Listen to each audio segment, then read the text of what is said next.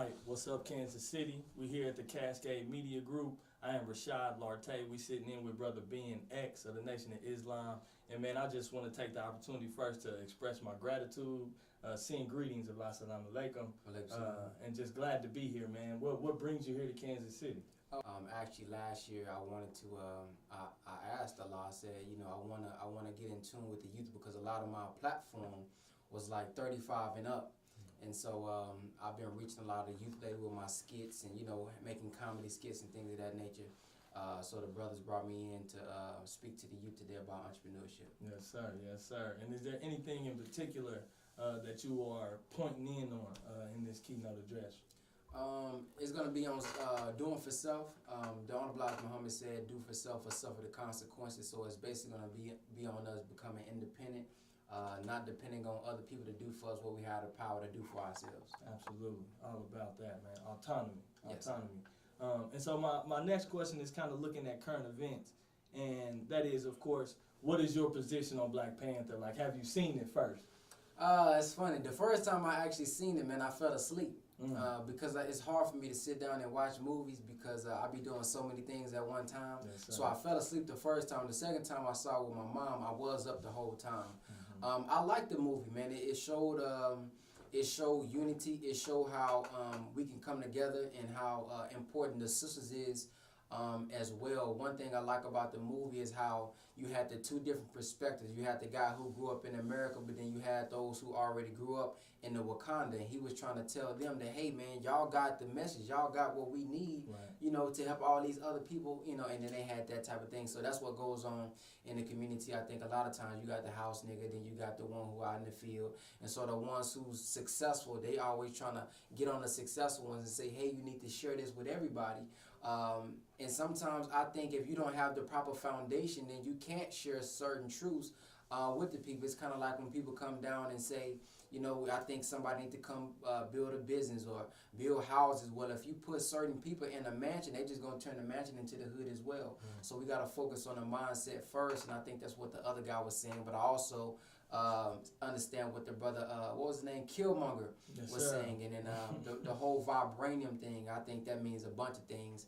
I think it represents the technology on the wheel, but then I also think it just represents the teachings or the truth, that if you have the truth, you can be healed from all things. So I got a couple of things out of Black Panther. Absolutely, absolutely. And so it sounds like you also are seeing the value in that for our youth, right? Right. But I'm going to kind of take it to another level and push you to think about the question of how might that impact our understanding of the real Black Panthers?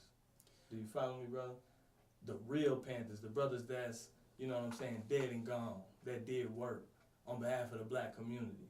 Is that respectful to that legacy? The movie you said? Yes, sir. I don't know. I don't even know if was the original comic tailored after that type of Black Panther, or was it not to my knowledge. Yeah, so I think it was just a what they call it, Marvel. I think it's just a Marvel. I don't think it has anything to do with Black Panthers in the streetwise. The whole carrying guns and doing for the community. I don't think that's what it was even about. So I doubt that it was even trying to pay homage to it at all. Right. I agree. I think it just took the Marvel and made it in a way that we can have some kind of image, a positive image in a movie, and I think that's what they did. Yeah, and I feel like the biggest thing I want you to take out of it is just like you said, it's an opportunity to show what we can accomplish when we do for self. Right. Without trying to ask anybody else for handouts. So my next question is, have you been watching the news around of course, around the school shooting that happened down in Florida, but kind of what I like to call the Blacklash, and that is the fact that in a lot of Black communities around the country, especially here in Kansas City, what we call the horizontal violence is rampant, right? We Black and brown folk killing Black and brown folk every day, all day. We don't see any national marches, but we see this handful of people in this school be victimized, and we see the whole nation turns out. What can you speak to on that? I actually look at us and say, I think we need to question ourselves. Because when something you think about the gay rights or the LGBT thing, they're gonna fight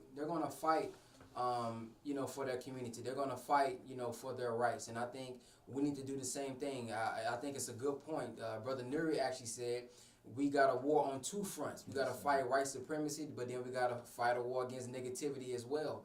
So, you know, we could talk about the white man, we could talk about the Edomite, we could talk about the beast and all that different stuff, but I think, as the minister says, self-improvement is the basis of community development. So I think when one of us die, we need to take that just as serious. The Honorable Elijah Muhammad taught us the nature of the man, so we shouldn't be surprised when they treat us like that, because they treated every group of people on earth like that. So it's kind of like, I'm used to a dog barking, so I'm not going to get surprised about that. But when my brother killed me, I should be more, I should think about it a little bit more, because that's the other me. When you look at the word brother, that's the other you. But I don't think we value ourselves enough. You know, we can talk about the killings in the streets, but are we killing ourselves mentally and spiritually, which would then lead to a physical death? So if I look in the mirror every day and I see a nigga, when I see you, I see a nigga because you the other me. So I think when it comes to that situation, it seems like they value their lives. When you kill one of them, they coming out, they going to boycott, they going to do this. We just need to do the same thing. Yeah, there it is. And like you said, hit them in the pockets. Right. Hit them in the pockets, man.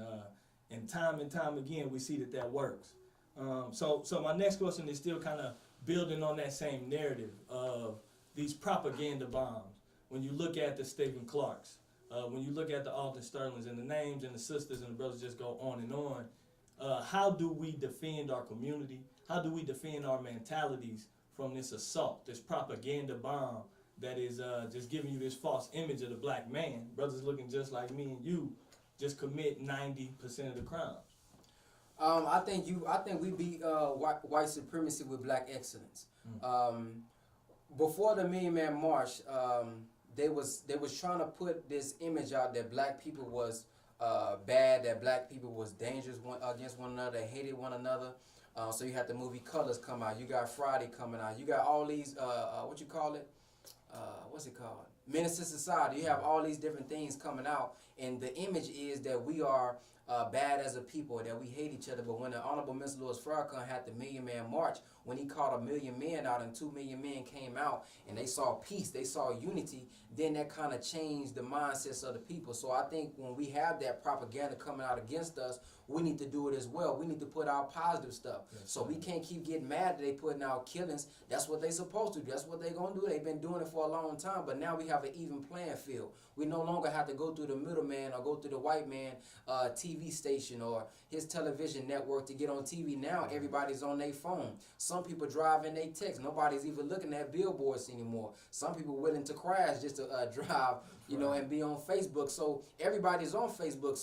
When the Honorable Mr. Louis Farrakhan had the 10-10-15, a lot of people had questions afterwards like, you know, I'm waiting on something to happen. But if you paid attention in the interviews, he said, be the or else. We are the or else. It's not some FOI coming to your city. We grown men. We shouldn't be asking other men in other cities to come do something that we have the power to do in our own cities. If I'm not known in my own city to the youth, I shouldn't be asking other men to do it. So I think the 10,000 Fearless is any man, FOI, not FOI, believe in God, don't believe in God. Because if you listen to what he says, I'm looking for 10,000 Fearless that's willing to go into the streets and stand between the guns, who willing to go back and start businesses, who willing to go back and talk to the youth and get in, he said, get with a local organizing committee. Right. He said, get with conflict resolution. These are things we can do without being in the Nation of Islam. So I think the impact of the 10,000 Fearless is going to it's gonna depend on what the men in each city is going to do. So, for example, in our city, what we decided to do was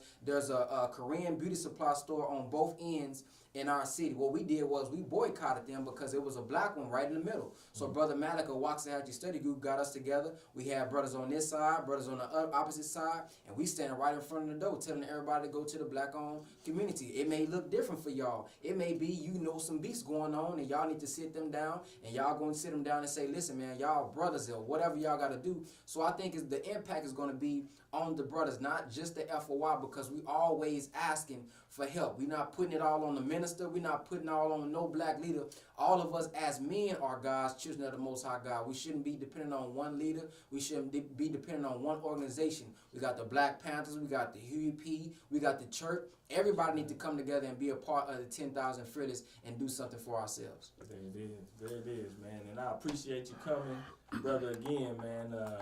Man, it's priceless, brother. I hope this is not the first time, not the last time, should I say, that we get to sit down and rap, man. But Safe travels to you, brother. Yes, sir. Assalamu alaikum. Alaikum salam.